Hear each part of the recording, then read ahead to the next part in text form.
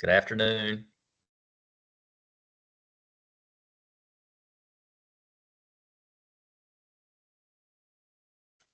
Hi. Good Hi. afternoon. Hey. Hello. Hey, Nicole. All right. So I believe we will get started if that's okay.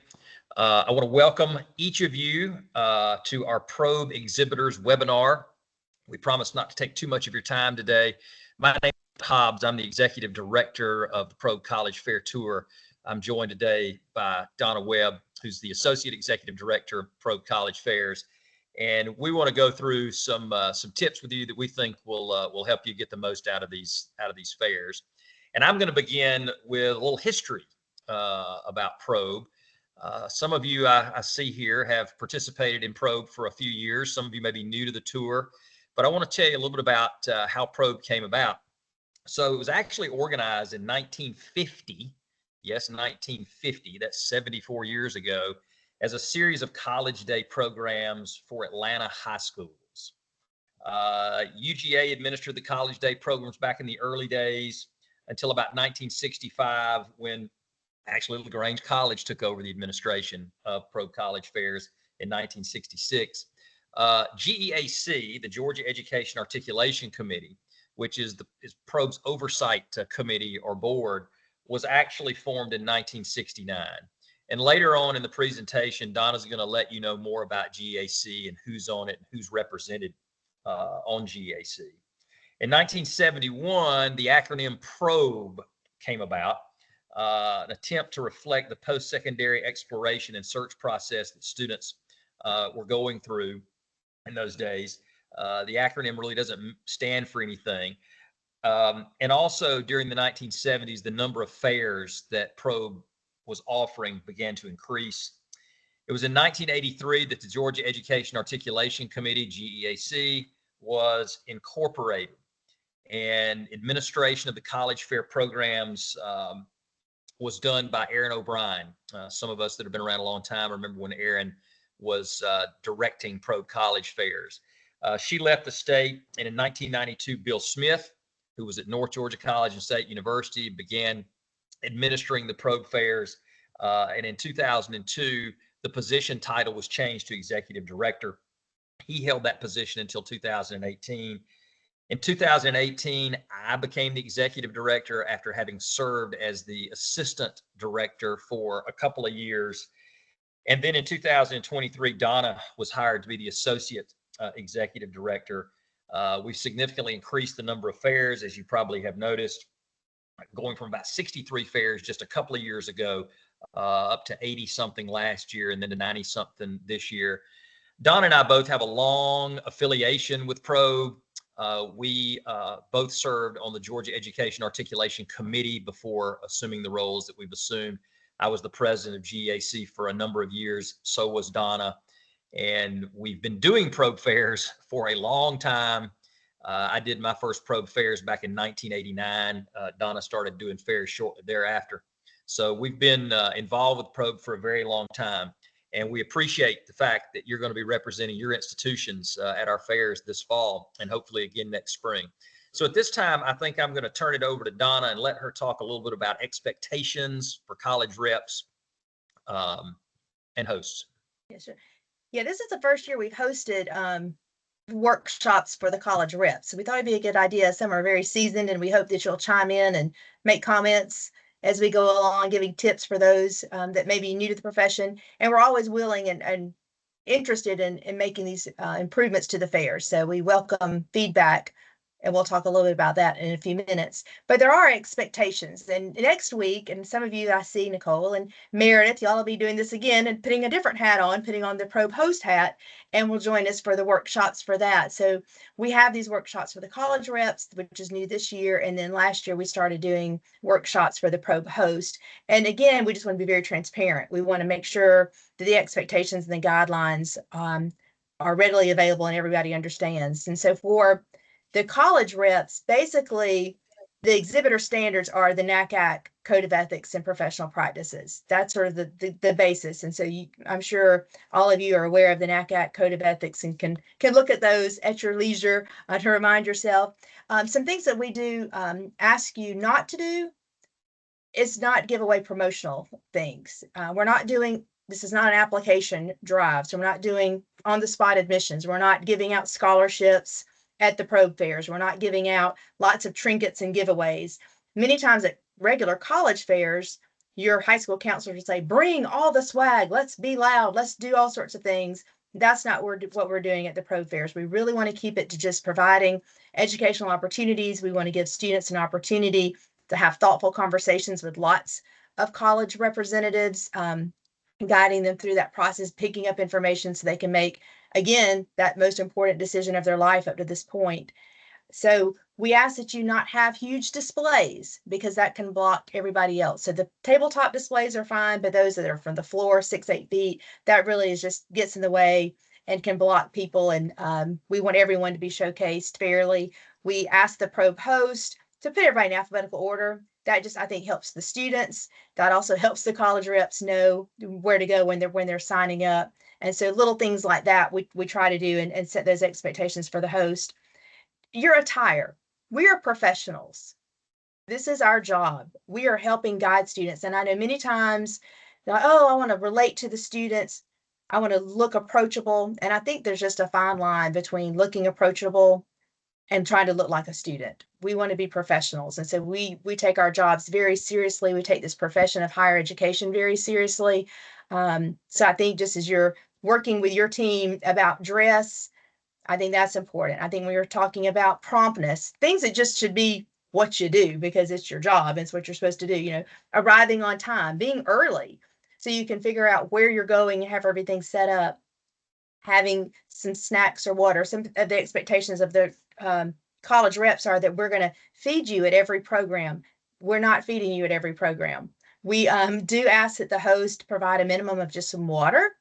And many of them, we do have an allowance that we give the host so they can use that maybe for granola bars or cookies. Some have wonderful PTA organizations. Some have FCCLA. Some just have lots of money everywhere and they can really splurge and spoil the reps. And we love that when that happens, but that is not a standard. That's not a guideline and expectation that you should have. And so when you're talking to your college reps, just remind them that you should have water, but plan accordingly. Hopefully you took good notes. Many times the programs are the same year after year. And I know in my travel logs, I always put, like before Newton County, don't eat, always wonderful food.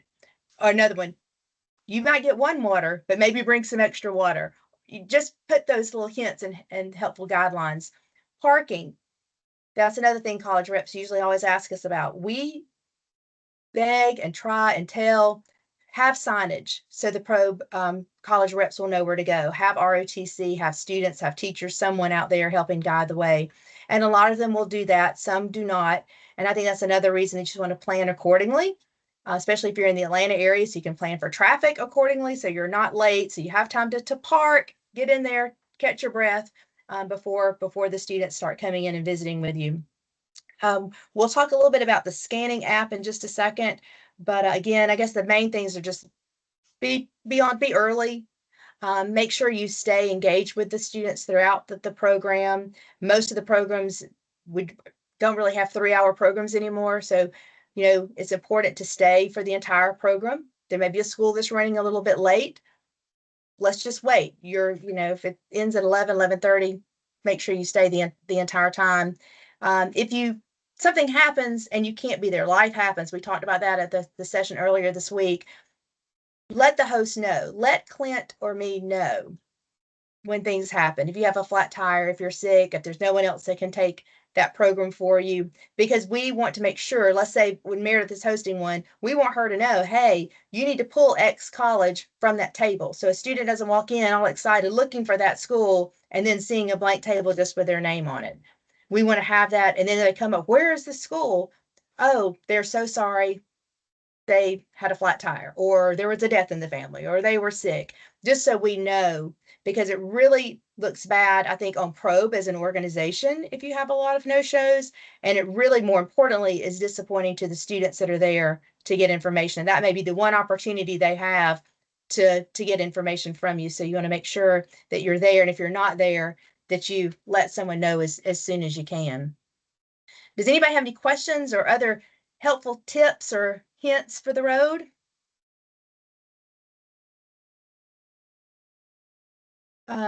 If not, I'll remind you that the website is just gapro.org. I'll put that in the chat. You need to look at that as you're planning. That's our official website. And so that's where you'll find the tour schedule. That's where you're going to find updates. And Clint's going to review some updates that we're already aware of. We start planning Probe months and months and months ago. And we have a calendar and we just plan it like if life was perfect and we could just say, boom, here's the Probe schedule. Here it is. It makes sense. It flows. And then we start working with everybody else and with all the other calendars, over 90 different folks. Then you're thinking about fall breaks.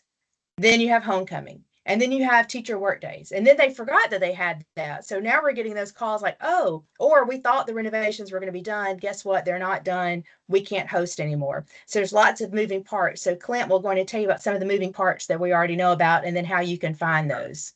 Sure.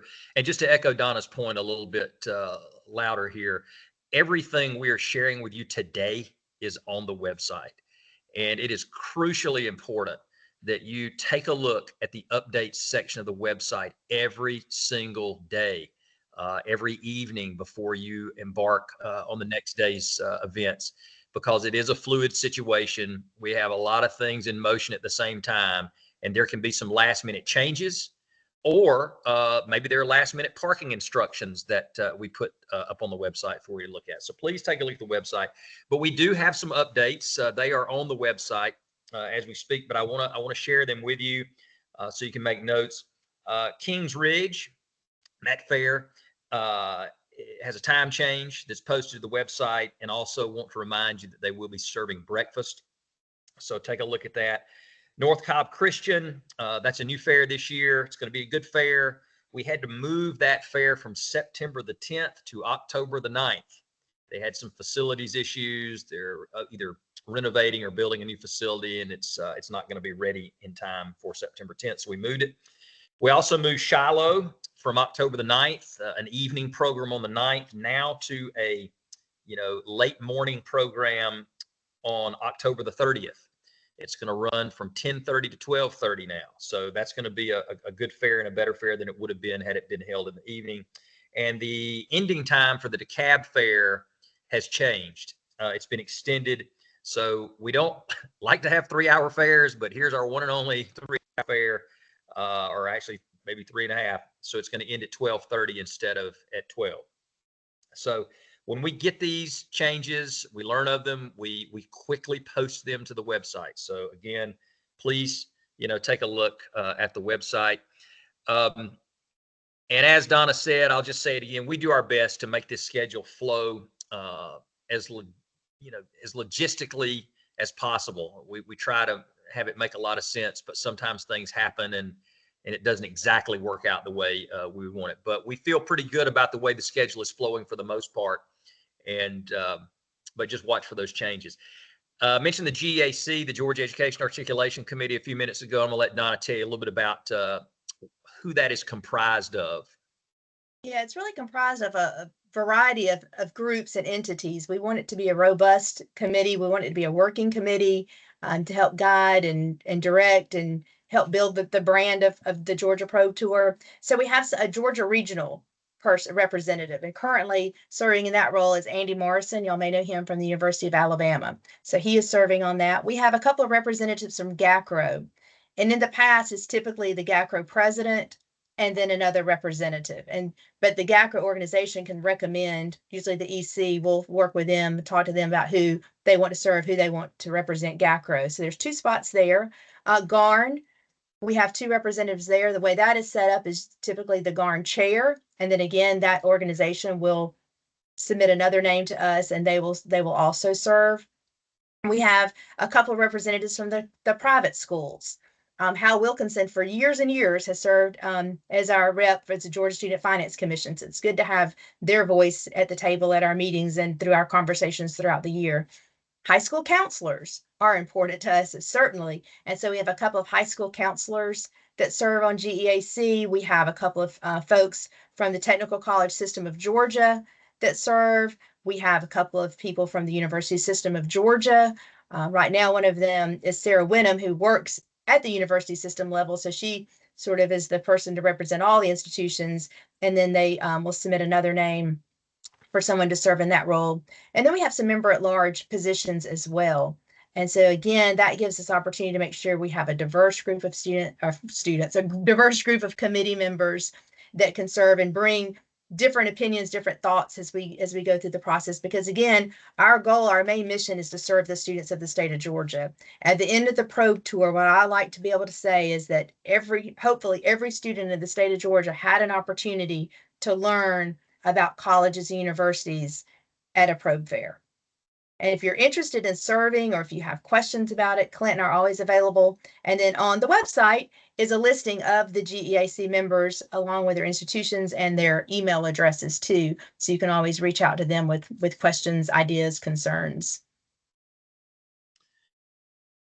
So, in just a minute, we want to talk about the scanning app, the Ignite Capture app, but I also want to remind you, you may not even know this, registration for our fairs is cut off 1 week prior to the fair. So coming up on Tuesday, August the 20th, that will be the last day that you can register for either the Piedmont Academy Fair or the Henry County Fairs. Just remember, it's 1 week prior. And Don and I and others will be working very hard to get as many students registered as we possibly can this fall so that you will be able to scan them. And last year we had a very robust student sign up, somewhere north of 27,000 students signed up for our fairs this past year. You know, we can register students on site. And Donna maybe will mention to you in a minute something that she's put together that may help you register students on site. That she's going to be able to give you or hand out to you. We have begun to run into a few challenges this fall during scheduling, learning that a number of school districts, if you've been following the news, are banning phones from school. And obviously, if you can't come to the venue with your phone, you're not going to be able to get registered on site. So we've gotten some permission from principals who have agreed to waive their new policy for our fair. So that will be helpful. But some of you have probably used the Ignite Capture app before, and some of you haven't. This is about our 4th year, I think, using the Ignite Capture app. And I want to give you some information about, how you can download it and get it ready to go. So if you or a recruiter has used it for a previous fair, make sure you sign out of that season, okay? The most recent season you would have been using this for would have been the spring fairs we had in February and March. This season's event code is Fall 24 Probe, and there are 2 ways to get access. If your institution identified you on the registration form as a person working the tour, you have received a login and temporary password. Again, you must log out of the previous season and enter the new event code, Fall 24 Probe. Or download the app, enter the event code, Fall 24 Probe, and enter your college's assigned exhibitor code. The person who submitted the registration would have received this. So it's not always you that are registering for these events. Sometimes it's somebody in the business office, maybe it's somebody else in the admissions office or in the enrollment area. So they're the ones receiving the information. So make sure you know who that is, and you can get the download information. Now,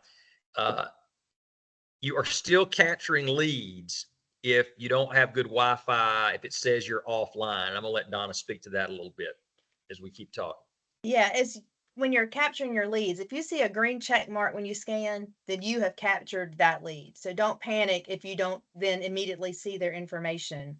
Know that you will, as soon as you get your Wi-Fi active, you'll have that. Remember too that with that app, you can rank the students, you can make notes about them like we used to do with the recruit cards. You can put those notes in the system immediately. That way you'll have the information. It's always important to have recruit cards with you. Maybe all the students didn't register to attend. Maybe they forgot their phone or something died. always have recruit cards with you. So if there is someone who is interested in your school, you can still capture their information. If they come by and you say, "Hey, can I scan your registration?" and they're like, "I don't know what you're talking about," I've created some postcards that I'm going to hand out to the reps, and I hope y'all will keep those throughout the season and have them handy right behind your table so you can let them scan the QR code and get registered quickly. And that way it'll be easier for you, and it'll also help your colleagues at the other institutions as well. So we're going to have that for them. If you ever have questions, if I'm attending the probe fair, you can send them my way if they need assistance, but it's usually pretty straightforward. They just would scan that and then could register very quickly. As you're out recruiting, if you're not at a probe fair, but you know there's one coming up, as you're at high schools or have relationships with counselors, help talk about the probe tour. Help talk about why it's important to get the students registered for these events. We send them lots and lots of information, but you sometimes have a really good relationship with them. So if you can just talk with them, tell them how to do it. Next week, we're going to talk about how the counselors can mass register students. And so we hope that will help as well. But then we want everyone to understand why we're doing it and the importance of that Ignite Capture app. And then you can download your leads and then get them into your system. Any questions about the app? And I also wanted to tell you folks that some of our fairs are already sold out. We have increased the capacity for about 3 fairs already here in the last few days. We're attempting to increase the capacity of a couple of more. Registrations have been pretty robust. So if you need to register for fairs, please get out there and do it.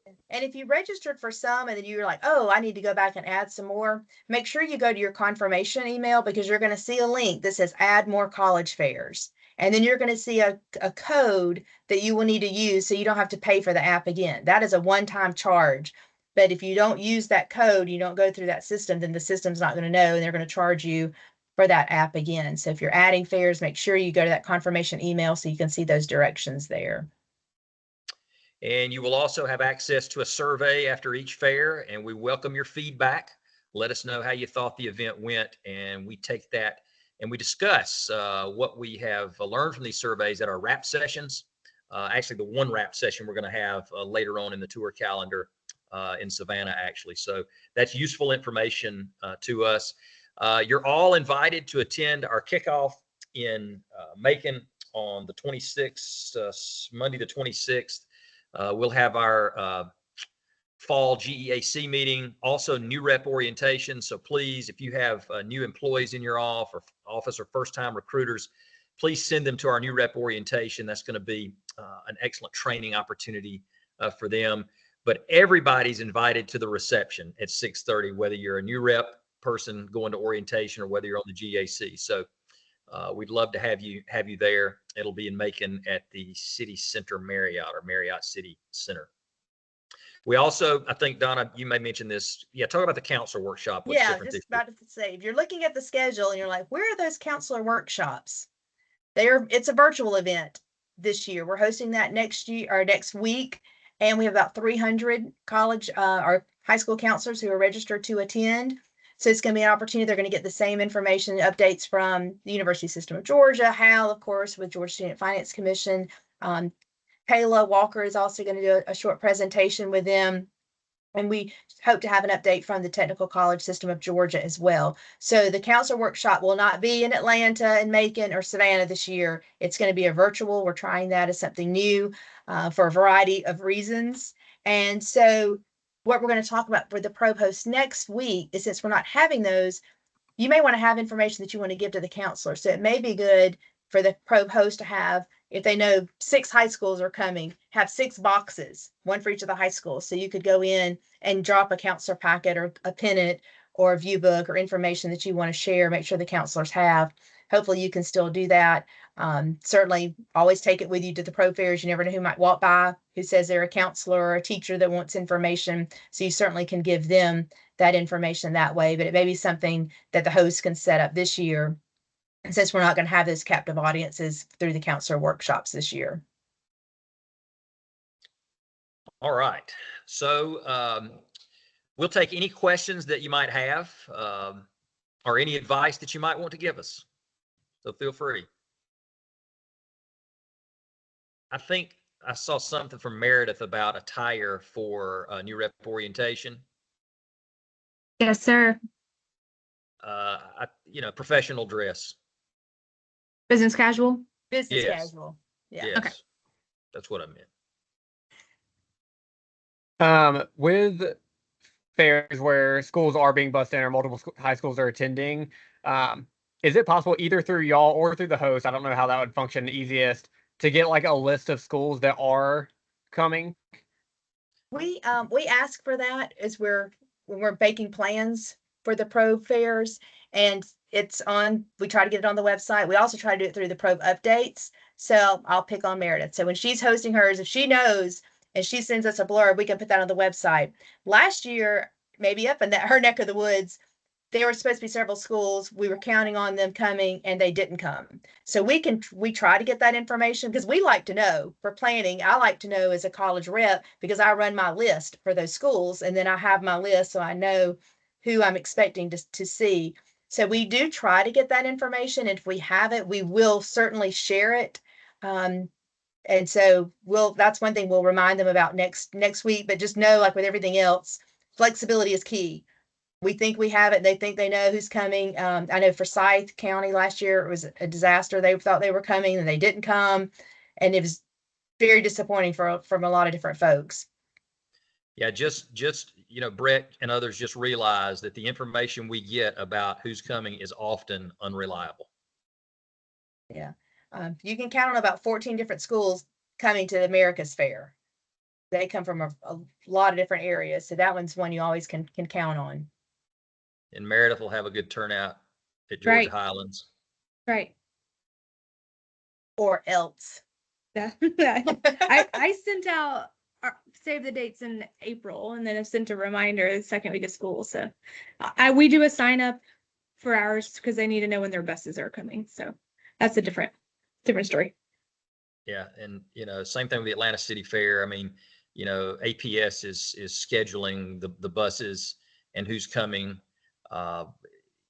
We may or may not have that information prior to the fair.